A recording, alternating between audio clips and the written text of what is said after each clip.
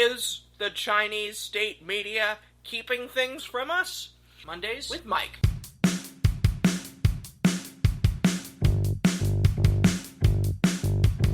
Mondays with Mike.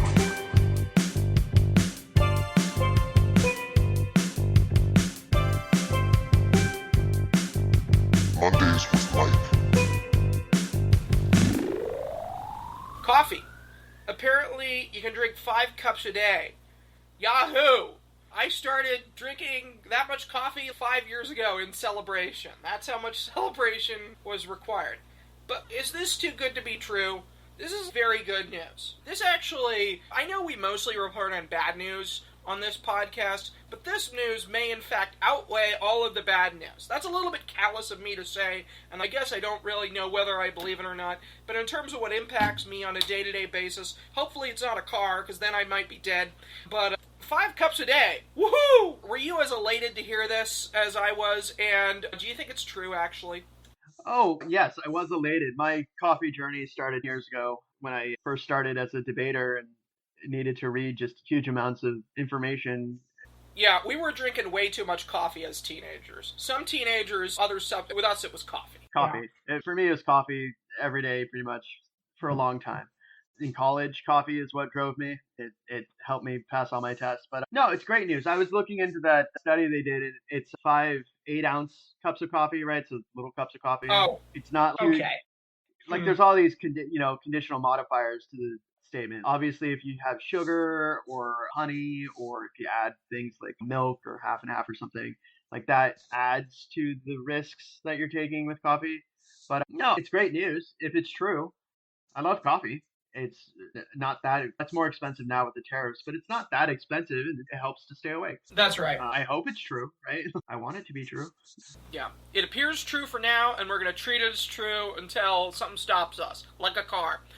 No, coffee used to be, and it's the Keurig, so people make fun of me for just the convenience of the Keurig, but the Keurig used to be like 30 some odd cents per pod, and now it's, if I were to get the Starbucks all the time, it would be 60 cents or higher, but I cut it with the Costco brand, so it's about 50 cents. But still, that's not too expensive a luxury. That's great. Okay, here's to coffee. Oh no, I'm out of coffee. Oh, there's more downstairs. All right. This is me being annoyed about the tariffs, but I just hope coffee stays affordable for the next 2 years, because the price of gas is going to drive the price of coffee up. It's something that I drink pretty much every day, and so it's like my one expense I know for a fact that I will be paying for, because I can't really, it's sad to say, but I think my life quality would be diminished a little too much if I just stopped drinking coffee cold turkey. Like, Absolutely. I drink at least 1 cup of coffee a day, and so I'm just hoping that maybe this drives, who knows, maybe if the health people who care about their health see this story and they go, oh, coffee's actually healthy for me, I should drink more of it, maybe they'll call their congress people and be like, hey, let's not slap 50% tariffs on Brazil and all these other places with coffee, so the price of coffee doesn't go up by $10 or whatever. Let's just... Yeah, looks like coffee's down for the year, but it is way up from where it was in June. We can't tell Iran, because if they figure out how to interdict the coffee, then we're going to lose for sure. It's pretty far away. It's thousands of miles away from where they are, so they'd have to be pretty creative to actually stop the spread of coffee. Yeah. Because it's mostly made in South America and the Caribbean, so... Oh, good. No worries then.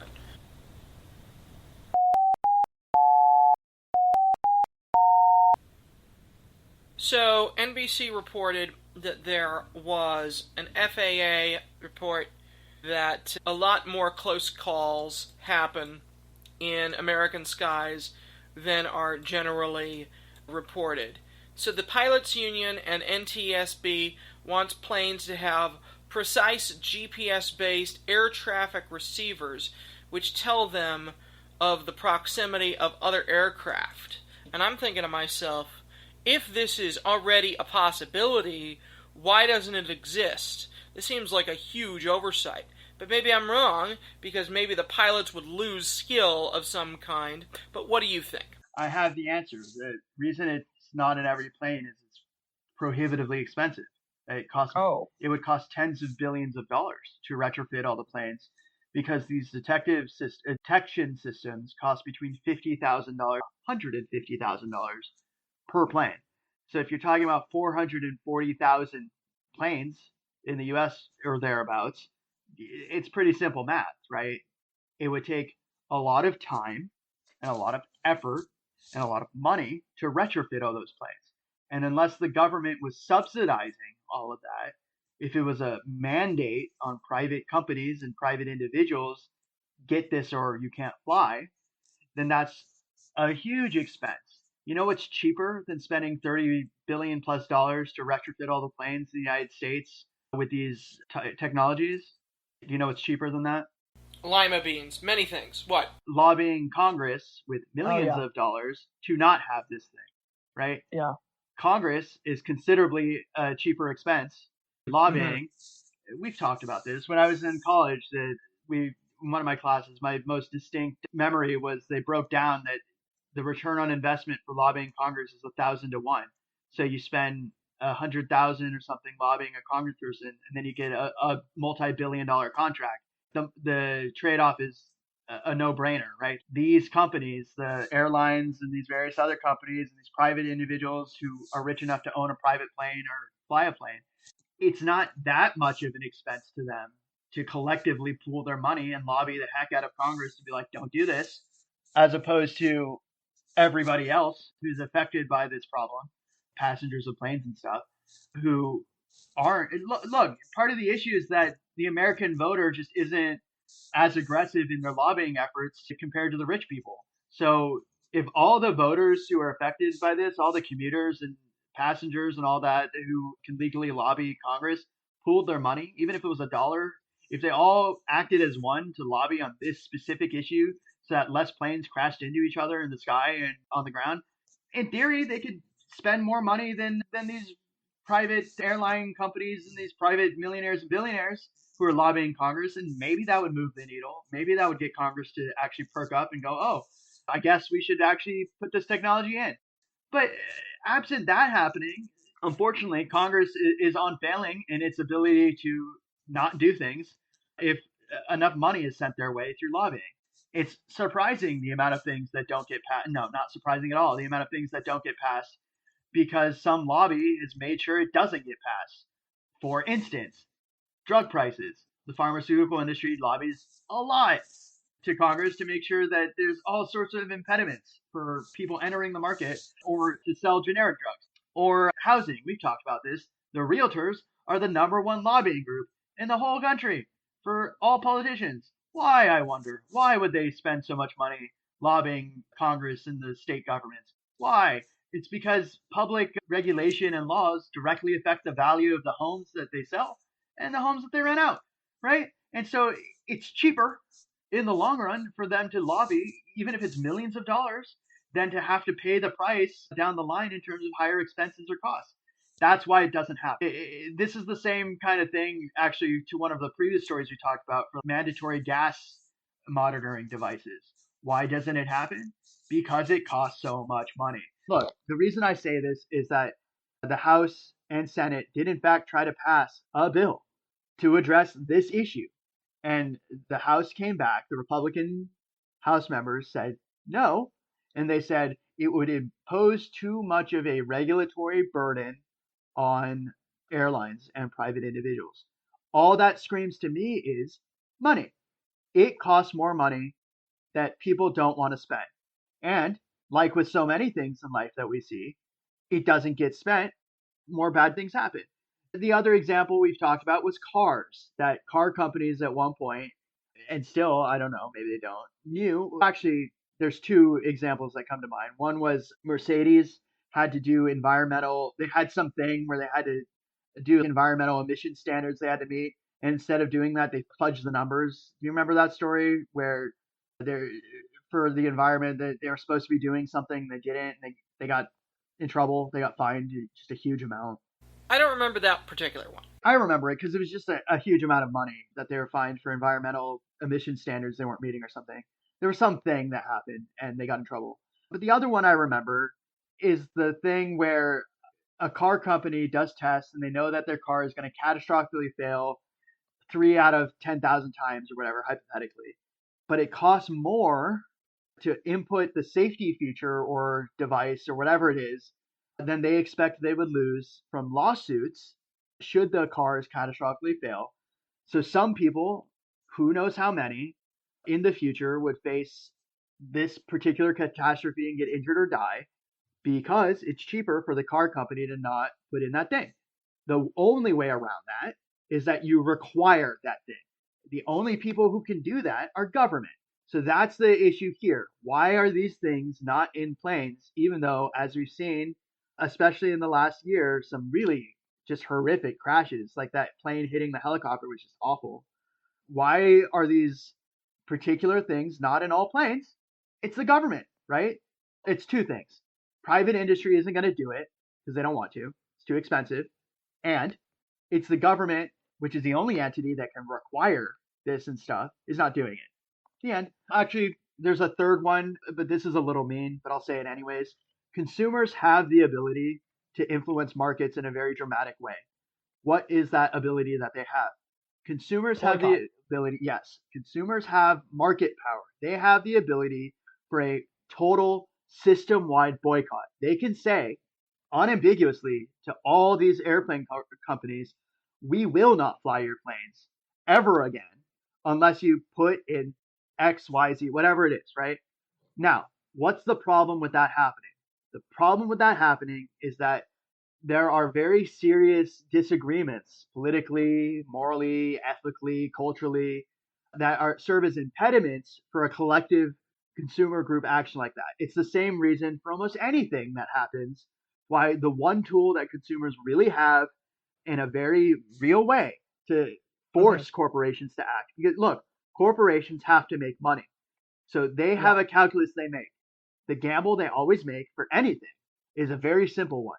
Will doing this result in people buying our product or not buying our product? If the answer is not buying our product, they will stop whatever it is that they're doing that makes consumers not buy their product. We saw this happen most visibly when Jimmy Kimmel got temporarily suspended from working in late night, and then Disney lost, I don't know, I think the number was like 20%. It was a big number of their subscribers a lot of money. in a day. Okay. And all of a sudden, all the Disney executives were like, oh, I guess we should just comply with the Trump administration because we're cowardly and lying. We're scared. All of a sudden, we're looking at these like blinking red lights. It was like, you're about to lose all your money. And it's like, we can't lose all our money. How could I ever get my golden parachute and fly away with all my stock bonuses? How can I ever get rich if I get fired tomorrow because I failed? So that's the calculus. It's a simple calculus, right? Supply and demand. You can have all the supply in the world you want. If the demand vanishes, no money, right? You're just left with a lot of expensive stuff. And so that's the point here, is that there is a third option.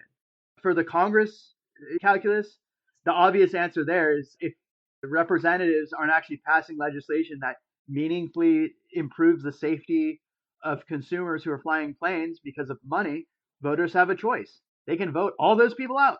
That requires being an informed, educated voter who pays attention and realizes that their congressperson would prefer that apparently they have a higher risk of being in a plane that hits another plane than implementing the technology that stops that. Okay, but that requires some deft politics from Democrats also on messaging, that they have to craft a message that says your congressperson accepted this amount of money in donations or whatever to their political PAC or their campaign so that you, the consumer, are at greater risk of being in a car, or not a car, in a plane accident. The end. That was the legislation. The legislation was to put these in planes. And if you put them in planes, it makes everybody safer. That's the story, right? So it all comes down to money and priorities of being able to talk about values in this way.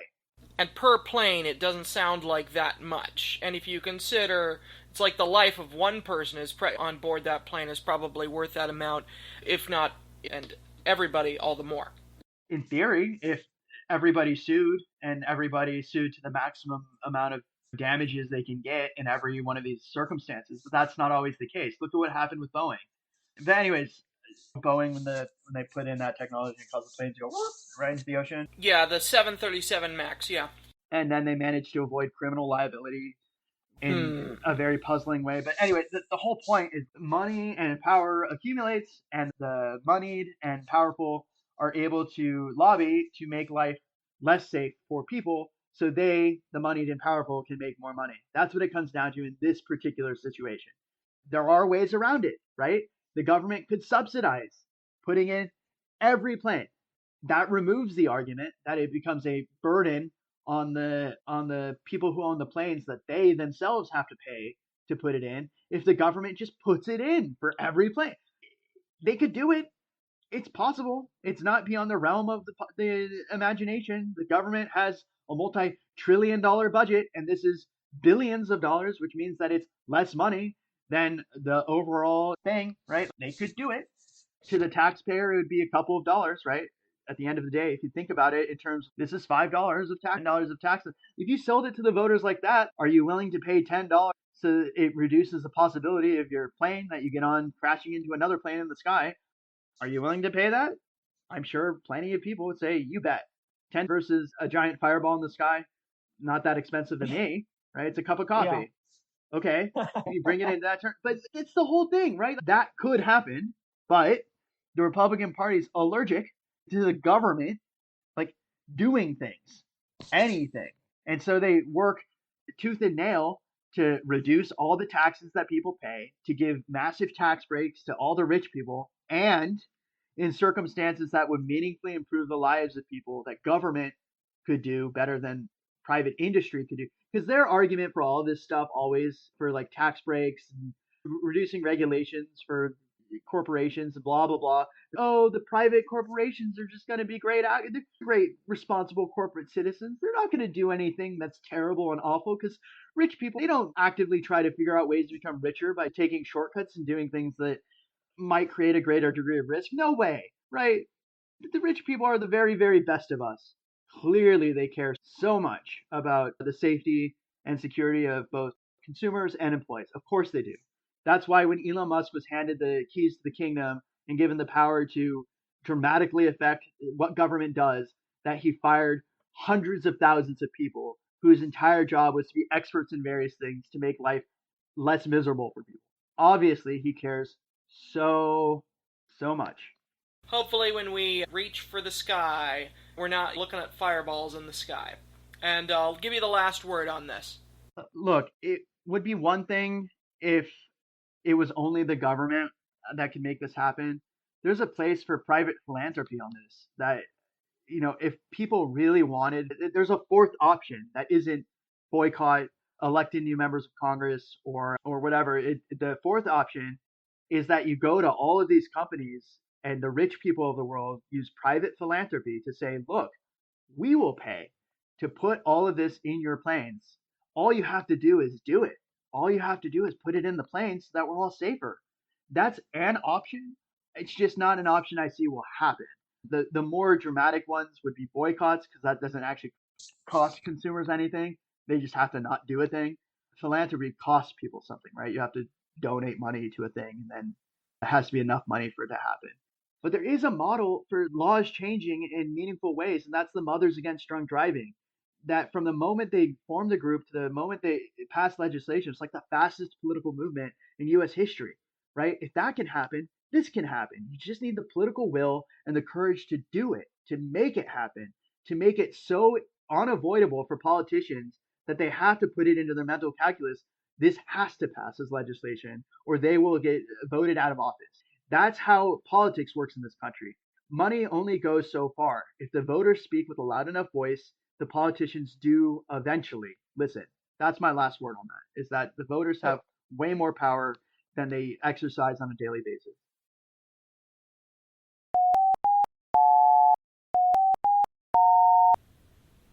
Is the Chinese state media keeping things from us? So a plane crashed into Beijing's largest building, and if that happened around here, I would say something like, who's to blame? Is it the FAA? But with China, I don't know how they do their flight training program, so I don't really think about that. About the Civil Aviation Administration. They have a similar thing to the CAA versus FAA. All right, comrade. Civil Aviation Administration of China, right? Oh, of China. Okay. Got it.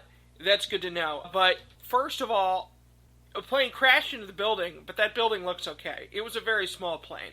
But, okay, a plane crash in a foreign country, I don't really know if that happens much, but here's what interests me about this story is that apparently the Chinese internet censors have been scrubbing their internet of mention of this. Like, why? What do you care? Oh, there's somebody crashed into a building and people want to talk about it. What if people, this isn't like 9/11, but what if that happened here? Why would you do that? So authoritarian regimes want to project strength at all times, and that this happened at all is a sign of weakness, right? That they didn't have a good handle on their airspace, right? Because Beijing's a huge city. It's a heavily regulated, highly secure city in terms of how much control they're supposed to have over their airspace. And so this shows that somebody really messed up badly. Actually, at least there's two areas where they messed up. One was that the plane was even allowed anywhere near where it was, and two, that it wasn't stopped when it got there. So the two big issues. One, that it got there. Two, it wasn't stopped until it hit a building, right? And so that shows a failure on the part of the Chinese state to actually maintain security of its own secure spaces, which in an authoritarian regime like I would argue China is, that's a big no-no, right? The big argument they sell is we'll give you peace, security, stability over your lives as long as you allow us to have extreme surveillance on your lives. You constantly watch, they've got that social media score thing where people can't rent an apartment or do a contract or get a job or go on a bus or whatever if they're not trustworthy or they're not good enough or whatever. I don't remember the exact specifications, but they've got like a whole state apparatus in place in China to heavily control people's lives. Not kind of control, heavily control. They've got their own internet, they've got their own surveillance state. They had that thing where they look at the eyeballs of students in school to see if they're lying. It's a whole thing, right? But in terms of like, why would they censor it? It's very simple. It's not super complicated. It's you have to project strength at all times. This looks really weak. It shows a flaw in their system and a vulnerability that shouldn't have happened, and that it did is a big problem. And so they don't want to advertise the fact to anyone that somebody really messed up badly. I don't know. It reminds me of COVID, right? When during COVID they were like sealing people into their apartments in heavy quarantine, right? And just not letting the world know. And it was like a sealed nothing in, nothing out information environment where bad things were happening because of COVID. And we just didn't know as much as we might in an otherwise more open and free society that let the world know, hey, by the way, there's this really bad disease spreading. Prepare accordingly. That's interesting. And I guess I've never been to China, so I don't know what the perceptions of the people living there are. But it would seem to me like our news reports on there's a fire here. If you go to the airport, you might have to stand in a big line. There's some weather coming too. And look, there was a gas explosion. You're saying Mike's indicating money, but really quick, what I'm getting, the point that I'm getting at is stuff happens. Doesn't matter who's in power. You're still gonna have death. You're still gonna have something. If I was a Chinese communist, I wouldn't really blame. If I lived in China, I wouldn't be like, oh, a plane crash. This reflects poorly on the Chinese Communist Party. I'd be like, oh, things happen. But maybe they think differently about it. I don't know. Please proceed. No, it's a tool of social control, right? So China is a huge country with over 1 billion people, and it's got pockets of resistance all over the place, right? They've got an underground economy. They've got a lot of people who move in and out of the country. There's any number of issues that China faces on any daily basis that other countries don't, right? There's the issue with Taiwan, Tibet. They've got certain parts of the country are under extreme scrutiny, and I would argue they've got slavery with the Uyghurs. China's a very complicated country, right? It's a huge, multifaceted country with a lot of issues that are unique to China. one way you keep a population in check and in control is you just never ever admit any kind of fault, any kind of blame, any kind of vulnerability. And in this particular story, the issue rests solely on, not solely, the pilot obviously made a mistake or something happened to the pilot such that they were unable to control the plane. It's a whole thing of how does it even happen. But what is very clear is that the government controls the airspace in a place like Beijing. It's a huge city. It's very important to China. There's no question for even a second that the government 100% has control over the airspace, and they didn't have control at that particular moment, which means, at least from my lay observer political science hat, that there are serious vulnerabilities right now within China for actually controlling certain aspects of their internal domestic security. So why would you censor it? You censor it so you don't advertise that back to anybody, right? You sweep it under the rug, nothing to see here. Oopsie daisy, the bits of plane are falling from the sky, right? Like that they don't want to advertise for even a second that they, for whatever reason, were unable to stop this plane from hitting a building. There are ways to stop planes from hitting buildings. They have an air force, right? They're a huge country. There are ways to stop that from happening. For whatever reason, that didn't happen. So somebody somewhere made a huge mistake. Huge mistake. Yeah. Either They in sure did. either in reporting it fast enough or responding to it fast enough. Because look, the issue here, obviously it's an issue that a plane hit a building. That's not the only issue. This was a small plane. What if it was a big plane? Right? Why was their response time so terrible? Right? The question then becomes, how bad is their response time going to be if it's an actual, we're about to get hit by a giant flying object? It doesn't matter. It doesn't have to be a plane. It could be something else, right? It could be a missile. It could be an alien spaceship. Who cares? Their response time is garbage, right? This is supposed to be a highly developed modern society with advanced weapons technology, and they can't even protect their own airspace within their own country. What was going on? Where was the failure? Look, I know it seems strange, but it's like a crack in the edifice, right? Like they project this giant wall of security, but then the crack starts showing at the foundation, and it raises very serious questions. If China goes into an actual war, will they be able to protect the people, right? And that's why you censor these things. You control the media narrative. You censor virtually all information flows so that you limit any kind of discussion, any serious discussion or scrutiny into China's actual ability to protect its people. Their power is their ability to project strength, that people are more afraid of the government than they are afraid of the government not protecting them in a time of need. That's what it's a careful balance, right? That they use fear to control people. How do you have a credible fear that the government will actually stop a foreign invader if when the situation arises that they have to jump into action and respond, they don't, right? I guess it begs the question, how often does this happen? How poor was their response in other cases that it's happened? Was there a response? Like, I'm curious, did they even send out planes? Because it's not like you don't see, if you look at the story about this plane, it's not like they didn't see the trajectory of the plane from the moment it left to the moment it hit the building. Like, somebody knew it was there. They saw it on radar or whatever. So the question then is, well, why didn't they scramble jets? Why, like, what was going on? Because is it an edit? Like, that's the question. Is it an illusion? Is it an edifice? Right? Is it all Potemkin Village? The Potemkin Village where in Russia, where like things look nice, they look great, but as the USSR was failing, they ran out of stuff, right? Like everything just started collapsing all around them, and they're like, "Oh, we're super strong, we're super great." No, like total system failure. And so that's the question I have anytime I see this happening for a communist regime or an authoritarian regime: is it fake? Is it all a lie? Is what we see and what we hear not real? Like, is it a very small handful of people control a vast enterprise, and that they don't actually have control? That I don't know. Have you ever seen Hunger Games or read Hunger Games?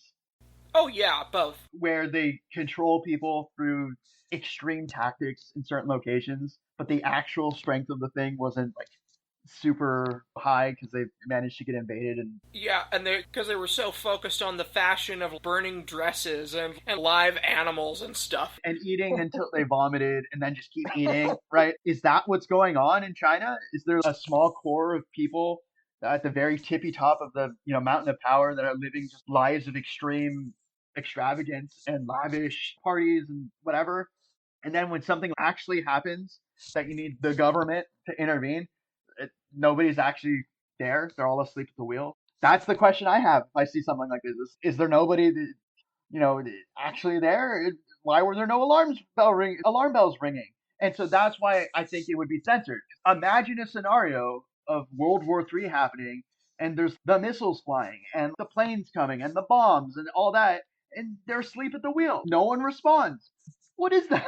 It's a country over Yeah, a billion pretty people. ridiculous. It's like the second largest economy in the world, and nobody responds. Like, oh, just another day. Just a flock of geese. Yeah. What?